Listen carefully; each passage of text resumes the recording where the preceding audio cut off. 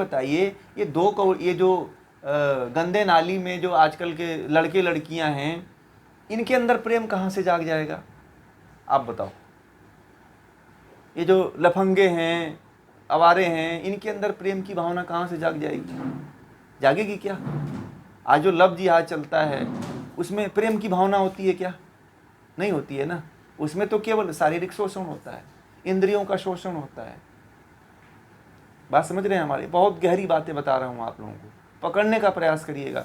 यदि अभी भी नहीं समझ में आता है तो फिर बताइएगा मुझे, और सरल करूँगा इसको। जब व्यक्ति को मन के द्वारा मन कंट्रोल हो जाता है और बुद्धि सही मार्ग पे चलने लगती है और आत्मा की तरफ जाने लगती है, तब व्यक्ति के अंदर प्रेम जगता है।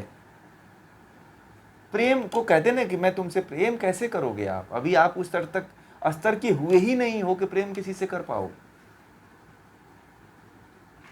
आप तो केवल इंद्रियों की बात करो, आप कि मैं इंद्रियों से, केवल इंद्रियों का आकर्षण है बस।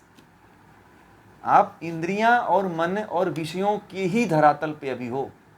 ये पूरी मानव जाति जो है, इंद्रियां, मन और इंद्रियों के विषय, इसी धरातल पे अभी जी रहा है, इससे ऊपर नहीं उठा है भाई। आप लोग देख लो ना, किसी को भी इससे ऊपर कोई उठा ही नहीं है, तो कैसे किसी के अंदर प्रेम जाग जाए?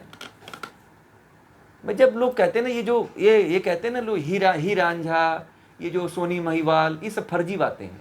ये ही रांझा और सोनी महिवाल कोई प्रेमी प्रेमिका नहीं हुए थे, ये सब भोगी थे। ये हमारे देश में बहुत बड़ा षड्यंत्र फैलाया गया है कि ये सच्चे प्रेमी थे, सोनी महिवाल, ही रांझा, लैला मजनू। ये क्या है? ये लोगों को जो है मूर्ख बनाने के लिए बहुत बड़ा षड्यंत्र रचा गया है।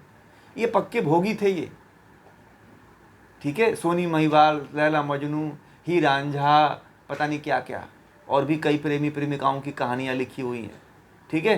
तो ये लोगों को मूर्ख बताने की बात है। ये सारे बाद में जाकर के शारीरिक संपर्क बनाए, शारीरिक स्तर पे जुड़े, ठीक है। और जो शारीरिक स्तर पे जुड़ता है वो प्रेम को कैसे प्राप्त करेगा? वो तो केवल इंद्रियों के धरातल पे जिया है ना। और हम भी तो इंद्रियों के धरातल पे ही जी रहे हैं और कह रहे हैं कि हम तो प्रेम करते हैं। आप जब तक आपका मन और बुद्धि आत्मा तक नहीं पहुंचता है, आप प्रेम को नहीं जागृत कर पाओगे। प्रेम जागृत किसके लिए होता है? प्रेम परमात्मा के लिए जागृत होता है, ठीक है। जो अपने आप को अर्पण कर देता है ना, जो समर्पित कर देता है, उसके अंदर भी प्रेम जागृत हो जाता है। प्रेम को जगाना इतना आसान थोड़ी है, इंद्रियों का खेल थोड़ी है।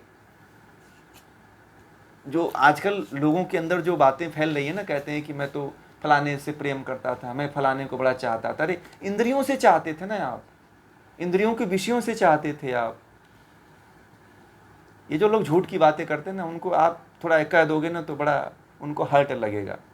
आज के ज़माने में किसी को कह दोगे तो ये आपकी बातें आप लोग समझ रहे हो, परंतु यदि आप किसी से दूसरे से कहोगे तो हर्ट उसको पहुंचेगा कि अरे मैं तो इसके प्रति इतना प्रेम करता हूँ। और ये जो इंद्रियों की बात करता है, परंतु आप लोग अब धीरे धीरे ज्ञान ग्रहण कर रहे हो, ठीक है। तो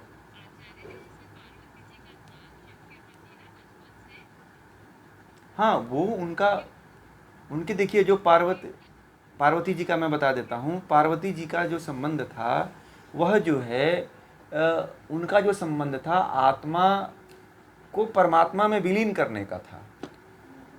वह एक तरह से ब्रह्म की उपासना, ब्रह्म के प्रति उनकी आसक्ति थी। वह जो है शिव को, भगवान शिव को शिव तत्व मानती थी, यानी कि ब्रह्म मानती थी, ठीक है। जब आप तंत्र के और शिव के ग्रंथों को पढ़ेंगे तो वहाँ पे पार्वती जो है ब्रह्म की उपासना करती हैं और ब्रह्म मान करके शिव तत्व की उपासना उन्होंने किया है, ठीक है। समझ में आ गई बात?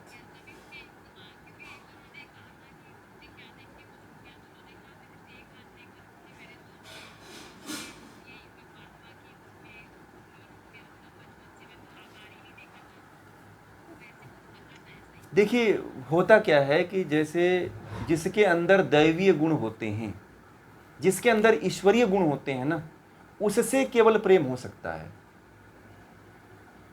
जिसके अंदर ईश्वरीय गुण, आपके अंदर ईश्वरीय गुण हो और दूसरे के अंदर ईश्वरीय गुण हो, तो तब यह संभव है कि उसके अंदर प्रेम जागृत हो पाए, यानी कि आत्मा जागृत हो पाए। आत्मा ही प्रेम की अनुभूति करती है, और आत्मा अभी शरीर में उस अवस्था में नहीं है, जकड़ी हुई है जंजीरों में, इंद्रियों के विषयों में। जब हम परमात्मा के गुणों को अपने जीवन में धारण कर लेते हैं, तब हम जो है सच्चा प्रेम कर पाते हैं। ठीक है, जैसे शिव पार्वती हैं, शिव हैं, तो इनके अंदर दैवीय गुण होते हैं, और वो दैवीय गुण जो है तप से आता है, ज्ञान से आता है। जब दोनों ज्ञानी होते हैं तो दोनों में प्रेम जागृत हो सकता है। ठीक है, और वह प्रेम, देखिए प्रेम क्या होता है कि प्रेम में कोई जो है स्वार्थ की पूर्ति नहीं होती है।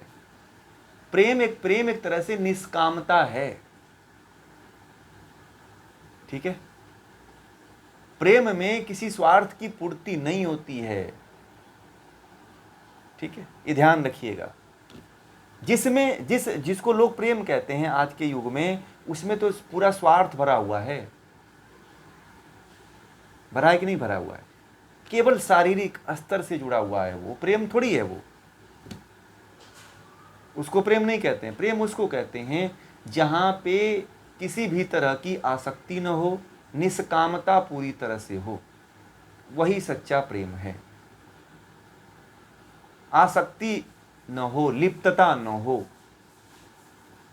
ठीक है, और प्रेम में क्या होता है कि व्यक्ति अपने आत्मा को जागृत कर लेता है दूसरे के प्रभाव से, और वह प्रभाव केवल परमात्मा का ही हमारे ऊपर पड़ता है, और किसी का नहीं पड़ता है। ध्यान रखिएगा, हमारे ऊपर जो है केवल परमात्मा की ही कृपा हो सकती है, और किसी की कृपा नहीं होगी।